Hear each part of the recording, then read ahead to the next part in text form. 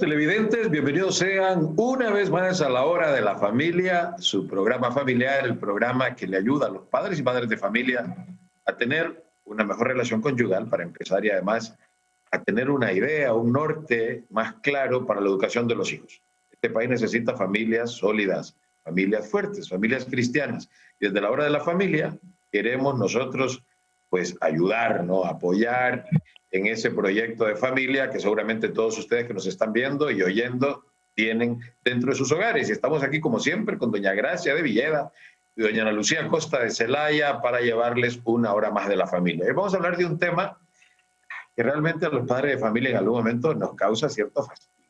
Vamos a hablar, fíjense ustedes que nos están viendo en su casa, cuando los hijos pelean. Ese es el tema del que vamos a hablar hoy. Cuando los hijos pelean. ¿Por qué pelean los hijos? ¿Y qué podemos hacer los padres? Yo quisiera pedirle primero a doña Ana Lucía que nos empiece explicando por qué es una realidad palpable, una cosa de todos los días, que los conflictos entre un grupo de personas que conviven bajo el mismo techo es normal que se den y que aunque sean hermanos, hermanas, también es normal que haya conflictos, que haya peleas, ¿no? Que haya discusiones, que haya pleitos, que haya algún tipo de altercados también entre los hermanos. Eso es normal, ¿no, Luchi? Sin lugar a dudas, Roger, que es normal que donde hay una convivencia tan íntima y tan intensa como es la convivencia en el hogar, pues surjan roces. Porque de la proximidad, de la cercanía, pues ahí es donde se suscitan, ¿verdad? Van surgiendo diferencias, malestares, a veces simplemente uno se ha levantado con el pie equivocado y tiene poca paciencia con los demás. Y entonces, claro, en la vida familiar, porque compartimos muchísimas cosas, y pensémoslo, compartimos espacios. Es decir, en una casa los hermanos tienden a compartir cuarto, a compartir closet, a compartir baño, ¿verdad? Difícilmente una familia donde cada uno tiene su propio dormitorio. Pensar también que compartimos idas y venidas. Y a todos nos ha pasado, estoy segura que todos los que nos están oyendo, siempre hay un hijo que a veces atrasa a los demás. Ese que uno tiene que pitarle, que le espera, que hace que los demás pues no vayan al mismo ritmo, ¿verdad? Que los otros. También sucede pensar en que los hijos comparten y compiten por la atención y el cariño de los papás. Y esto también pues hace que surjan pues muchas, a veces pleitos, discusiones, resentimientos, rencores, cuando nosotros como los papás también no tenemos ese buen equilibrio de saber dedicarle tiempo a cada uno. Y los hijos a veces llevan contabilidad, que es malísimo, porque en la vida cuando uno lleva contabilidad pues sufre muchísimo y a veces los demás ni se dan cuenta, pero los hijos tienden a sacar mucho en cara y decir, ¿verdad? No, es que a ese nunca lo regañan, o a ese siempre le dan tiempo, o con ese siempre tienen más paciencia y le contestan mejor, conmigo no. Entonces, claro, muchas veces es la situación en particular, Roger, que de manera natural nos lleva a tener pequeños conflictos y que no hay nada de qué preocuparse. Los papás a veces nos sentimos desbordados por el tema de los pleitos. Lo importante es comprender que son naturales, que pasan en todas casas, que donde nosotros tenemos que hacer una buena labor y como hacer la tarea es no agravar las diferencias, porque a veces con la manera en cómo actuamos y reaccionamos tendemos a hacer las cosas peor, y la otra es no a perder la paz, porque muchas veces terminamos haciendo de esto un gran drama cuando nos vamos a dar cuenta a lo largo de este programa que a veces si mantenemos un poquito la distancia, si no mediamos tantísimo como nos gusta hacer, pues tienden a resolverse los problemas y les damos la oportunidad a nuestros hijos de saber enfrentar cualquier situación donde uno puede tener una diferencia, que ya luego en la vida podrá ser con el cónyuge, podrá ser con un compañero de trabajo, podrá ser con un vecino, ¿verdad? Donde también hay una convivencia, digamos, de comunidad, y que si les enseñamos que nuestro papel no es estar interviniendo, sino que enseñarles cómo poder resolver diferencias con una persona con la que tienen que lidiar, porque los hermanos tienen que entender que ellos van a bregar el uno con el otro, mientras vivan juntos, pero eso luego lo vamos a tener con el esposo o la esposa, lo vamos a tener con el que compartimos oficina, lo vamos a tener en la sociedad misma. Entonces, esto más bien tiene que ayudarnos a tomar una actitud de cómo voy a yo ayudarles a superar estos roces, estos pequeños conflictos, discusiones, diferencias, pleitos que puedan tener, y no ir adoptando un papel equivocado que, bueno, ya lo veremos a lo largo de este programa, solemos asumir los papás. Entonces, nada de qué preocuparnos, nada de perder el sueño, pero sí ser ese amor inteligente donde voy ayudando a mis hijos a enfrentar mejor sus diferencias y hacerlo siempre dentro del marco de respeto. Yo creo que lo fundamental también como un padre o una madre es establecer reglas mínimas de trato y de convivencia, que de ahí no se pueda pasar, porque ahí sí luego tendrán consecuencias, pues digamos, más grandes con los papás y una normativa más estricta. Pero de ahí tomarlo con calma. Bueno, además Lucha ha dicho una cosa muy importante, ¿no? Que incluso esos pleitos, esos desencuentros, ¿no? Que se dan entre los hermanos, también son oportunidad de aprendizaje para la vida real, ¿no? Porque uno va viviendo en la casa, como en pequeño, lo que luego tendrá que vivir en el mundo. Y uno, imagínense ustedes, con gente a la que uno quiere tanto como los hermanos, se dan diferencias y se dan discusiones y se dan pleitos, repito, se dan peleas, pues hombre, y uno no quiere aprender a manejar la situación porque uno se va a encontrar en el mundo del trabajo, en la vida social, en la vida ciudadana, gente con la que habrá unas diferencias enormes y con las que habrá que convivir y que habrá que respetar y que habrá que entender y que habrá que tolerar. Ahí no tenemos opción. Ahora bien, doña Gracia, hay como unos elementos que son como lo que detonan, de alguna manera, los que producen estas peleas entre los hijos. Voy a mencionar algunas para que usted nos desarrolle el tema. Una es la ubicación en la escala familiar, ¿no? Si es el mayor, el de en medio, el menor, el cuarto, el quinto. Otra es el temperamento, ¿ya? Porque los hijos, aunque hayan, digo yo, se hayan creado en la misma cuna, realmente son distintos.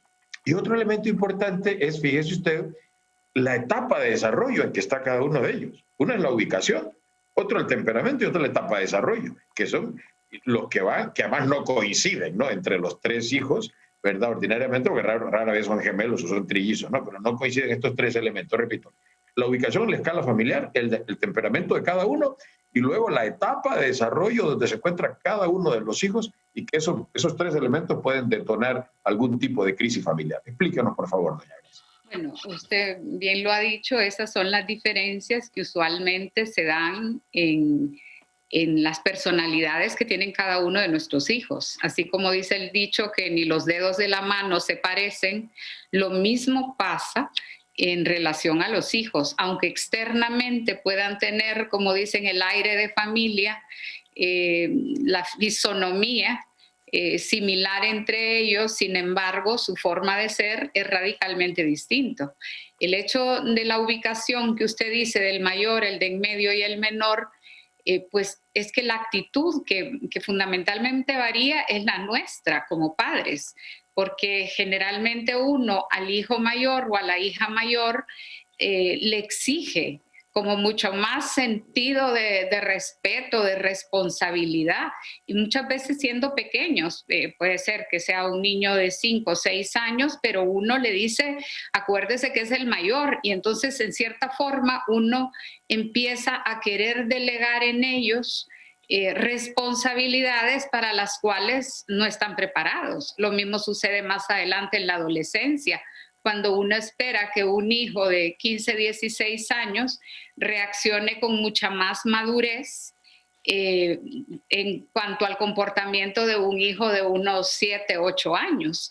Entonces, la ubicación de hijo mayor o al menor, donde siempre los hijos mayores, yo no sé los suyos, Roger, y los de Luchi, pero a mí siempre me decían que yo a la hija menor le toleraba cosas que a ellos nunca les había permitido, que los dejaba ver más televisión, que la dejaba hablar por teléfono y que a ellos cuando eran pequeños no los dejaba.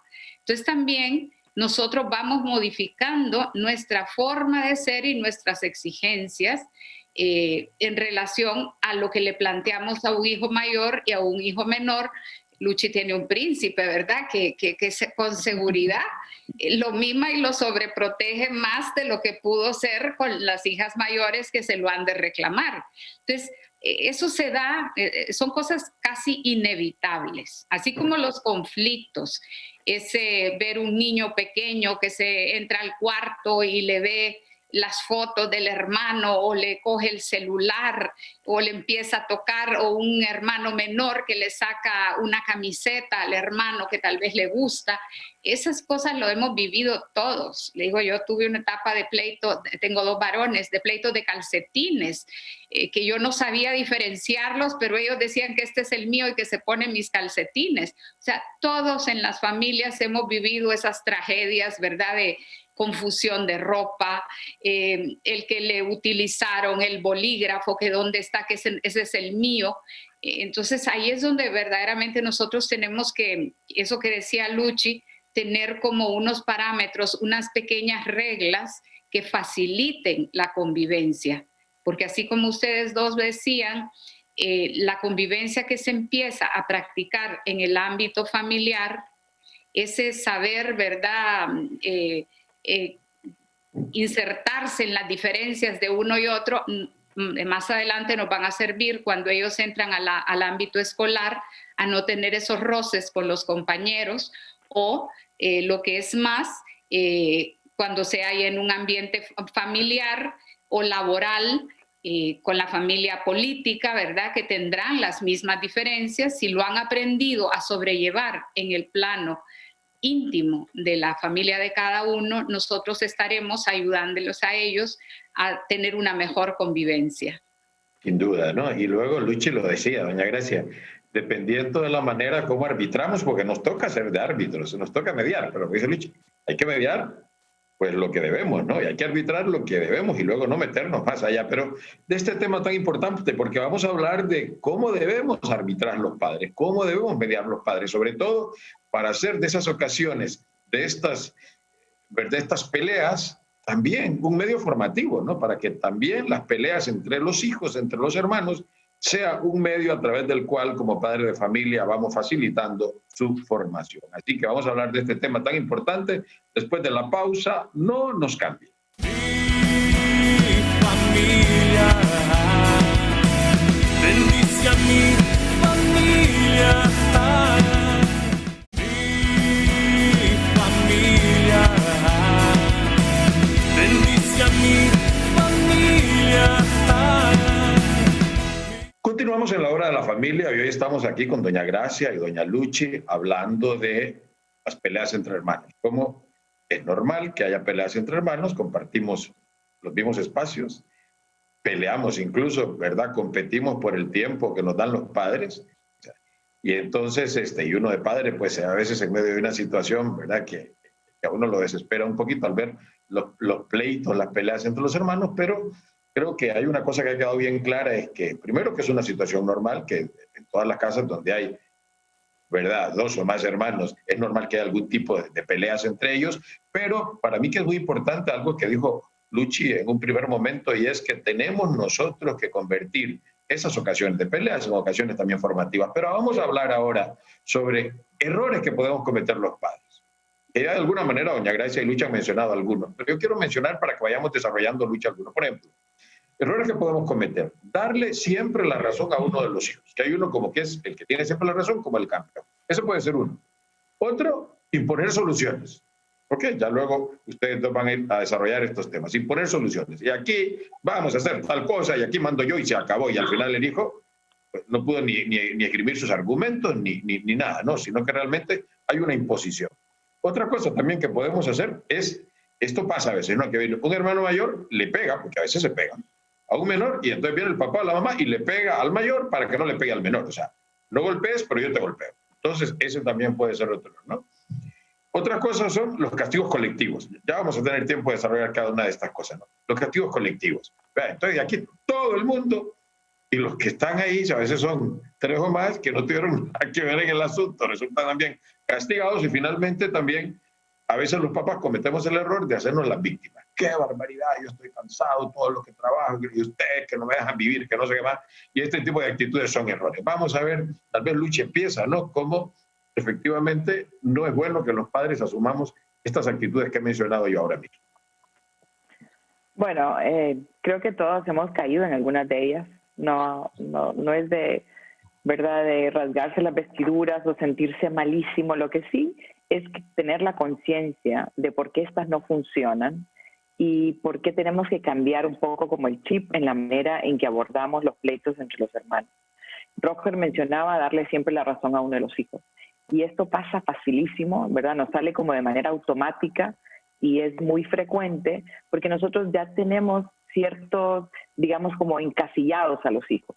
Entonces ya sabemos quién es la más llorona, ya sabemos quién es el que friega más, la que se considera la delicada, que no aguanta nada, el insoportable además, o el cómodo, el egoísta. Entonces cuando un hijo viene y de alguna forma nos plantea una queja que rápidamente podemos como ponerle nombre y apellido porque nos encaja bien con el concepto que tengo de este hijo, entonces terminamos, ¿verdad?, como ya tomando partido por este hijo que vino a quejarse y acusando al otro porque ya ordinariamente tiene una historia previa y caemos en ese dicho, ¿verdad?, de créate la fama y échate a dormir. Porque como este siempre es el que está molestando a los demás, seguro que fue él. O porque como esta es muy delicada y no soporta nada, entonces está exagerando. Entonces lo primero es salir un poco el por qué no conviene inmediatamente y de manera automática señalar o tomar partido, es porque tendemos a hacerlo en función de ese prejuicio que tenemos de cada uno de los hijos. Y el problema es cuando nos metemos, y esto es básico, cuando nos metemos terminamos siendo jurado, juez y verdugo de los hijos. Y caemos en este triple rol que no abona en nuestras relaciones con los demás y que tampoco abona en la relación de los hijos. Entonces, jurado porque nos presentan, ¿verdad?, un poco lo que pasó y ya decimos no, aquí el culpable fue. Juez porque inmediatamente determinamos esa sentencia. Y Roger decía, a veces castigamos de manera colectiva. Entonces, como para ahorrarme pleitos a futuro, decimos aquí todos castigados para que les duela a todos y según nosotros para que no se vuelva a repetir. Pero ahí lo que vamos haciendo más bien es generando resentimiento entre los hermanos. Porque si a mí me castigan por culpa de aquel o por culpa de aquella, lo que me siento es enojado, claro, con mi papá, mi mamá, que fue injusto, pero también con aquel hermano que nos creó un problema. Y a veces así pasa y tomamos actitudes terribles. Estamos a punto de salir a almorzar y como hubo un pleito entre uno, ¿verdad?, entre dos de ellos, ya nadie va a almorzar. Hasta le amargamos al cónyuge, porque ya se pierde todo el paseo familiar, porque pensamos que con esto les va a quedar muy claro para que lo eviten en el futuro. Entonces, pensar que no podemos tomar esa actitud de jurado, juez y verdugo, ¿verdad? Otra cosa es comprender que con los hijos los pleitos no son únicamente de ese momento. Muchos pleitos vienen arrastrándose de hace 2 días, de una semana, de 6 meses, y queremos venir como a hacer un corte quirúrgico que no se puede. Entonces, ¿qué tenemos que hacer? Y esto viene ligado también al tema de imponer la solución que decía Roger. Queremos venir y decir, bueno, pues entonces aquí a la mitad el pastel. Y tal vez uno de los hermanos ha venido siendo muy generoso y este en particular no lo quería compartir. Y uno viene como queriendo ser muy salomónico y todo mitad y mitad. O al hermano mayor le decimos, pues tú eres el mayor, tienes que ser más maduro. Y le vamos tirando como siempre a él la carga de resolver el problema. O como este es chiquito, pobrecito, y entonces a él nunca le enseñamos a poder enfrentar el hecho de que no se le dé o de que también tenga, ¿verdad?, una consecuencia de parte de sus hermanos. Creo que aquí, Roger, hay que ser como muy creativo y tener un poquito de paciencia, porque es fácil querer ser tajante e imponer nosotros la solución, pero les ayuda muchísimo más a los hijos el que de ellos salga la solución. Por ejemplo, 2 hermanas que, sobre todo las mujeres, que tendemos a querer usar la ropa de la hermana, porque esto es algo que en todas, creo que culturas y partes del países del mundo y latitudes sucede. Entonces, 2 hermanas que se agarran ropa, ¿verdad? Sin permiso, y ya luego sale una, la quiere desvestir a media calle. Entonces uno le dice como no, ¿verdad? Aquí te aguantas, pero la otra dice siempre me agarra la ropa sin permiso, además me la arruina, me la estrena, 1000 cosas. Es decir, bueno, ¿qué proponen ustedes? Y a veces surge que una dice, pues yo propongo que nadie se preste nada y que nadie se toque nada. Y la otra dice, bueno, no, eso ya es muy, muy extremo, ¿verdad? Y pensando que le interesa usar la ropa del hermano. Entonces dice, no, pues mi solución es que te la pida yo, ¿verdad? Que haya ese respeto y que te la pueda pedir antes. Y que si no lo hago, si no te lo pido y la tomo, pues que ya ahora sí nunca más. Cuando hacemos esto, de que el hijo sea el que de ellos dos, de esa negociación, uno nada más está como mediador. Uno no empieza a imponer, uno no toma partido, uno no dice, sí, esta tiene razón. Uno dice, bueno, ¿qué proponen ustedes dos?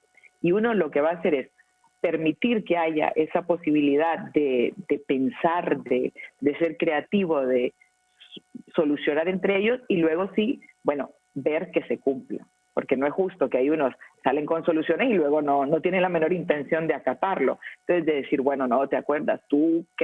Acordaron la vez pasada que si iba a ser así o que iban a ambas a coincidir en esto, acordaron esto, pues tiene que cumplirse. Eso ayuda muchísimo más, porque ya no es el papá o la mamá metido, el papá o la mamá que tiene un favoritismo claro por alguno de los hijos, que ya tiene encasillado al que supuestamente siempre molesta como el culpable de todo, y les ayuda a que cada uno vaya pensando en qué solución se puede dar. Y a veces en esa mediación lo que hacemos es que ellos liman sus asperezas, ya dejan el pleito a un lado, pero además salieron como un poquito más, digamos, analíticos, un poquito más pensantes y un poquito más proactivos en la manera en cómo pueden resolver. Por supuesto que sí, pero a ver, y luego también, como hay otras actitudes, doña Gracia, si nos ayuda usted, que ayudan un montón. Lucha ha hablado un poco de no intervenir o hacerlo indirectamente. O sea, eso es un tema, ¿no? O sea, pero no intervenir por cualquier cosa. Usted, dígame, ¿qué límites es importante que en las peleas entre hermanos los padres pongamos? Doña Gracia, o sea, ¿qué límites? Porque si hay unos límites que hay que poner.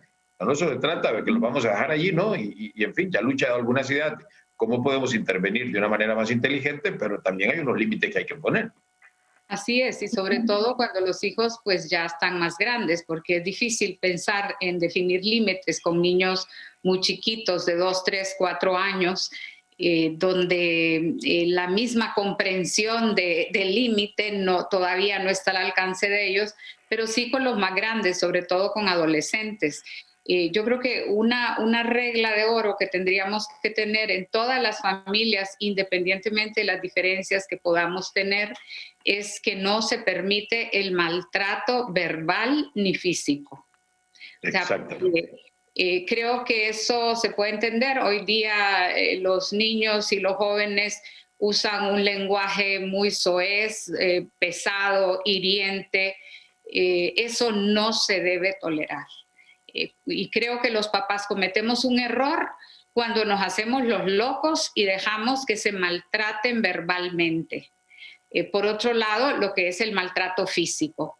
O sea, al haber hermanos que son más grandes, de más edad, muchas veces se aprovechan de los pequeños, los agarran del pelo, los empujan, los ponen a hacer cosas que no deben. Eso no se debe tolerar en ningún hogar. Y ahí es donde estamos nosotros como para verdaderamente empezar a prevenir eso que eventualmente puede ser violencia intrafamiliar. Entonces nosotros en eso debemos de ser muy firmes. También el tema que hoy día, ¿verdad?, se habla, sobre todo a nivel escolar, del bullying en familias se da. Porque a veces hay hermanos, porque uno es gordito, porque a uno tiene determinada fisonomía, le ponen un mal nombre. Eso siempre lo decían, ¿verdad? Los malos nombres salen de casa. De la casa. Porque ahí es donde le dicen chaparro, donde le dicen gordo, donde le dicen una serie de sobrenombres que nosotros también tenemos que ser muy firmes en no tolerarlos y en no permitirlos. Creo yo, ¿verdad?, que en la medida en que uno tiene esto, o que también les dice las cosas que son comunes, como el uso de las tijeras, el uso de la engrapadora, pues que no vamos a tener 5 o 4 engrapadoras, saber que un lugar para cada cosa y cada cosa en su lugar es una regla que facilita la convivencia. También el uso de, qué sé yo, de la computadora o un televisor, también saber poner límites para saber que son de uso de todos y que por lo tanto no puede haber alguien que se apropie ni que se arrogue, ¿verdad?, el derecho de ser el único que utiliza alguno de ellos. Pues creo que con estas normas pocas podemos contribuir a que exista la paz, pero en el fondo siempre vamos a tener que tener la paciencia para con madurez y con serenidad sobrellevar esa música de fondo que son las discusiones y los pleitos que van a existir y que cuando ya los hijos se van, echamos de menos. De menos, sin duda. Yo creo que entonces, bueno, lecciones, papá, serenidad, como dice doña Gracia, efectivamente esa música de fondo que luego echamos de menos cuando los hogares se van quedando vacíos, cuando va quedando el nido vacío, y luego lo que decía Lucha al principio, de nuevo, repito, aprovechemos esas ocasiones para formar. Que no nos casemos nunca de formar, porque además, incluso cuando se han ido, seguimos formándonos. Los padres tenemos que seguir siendo los primeros referentes en la conducta de nuestros hijos. Así que de nuestra parte es todo por hoy y ya nos veremos en otra hora de la familia. Mi familia.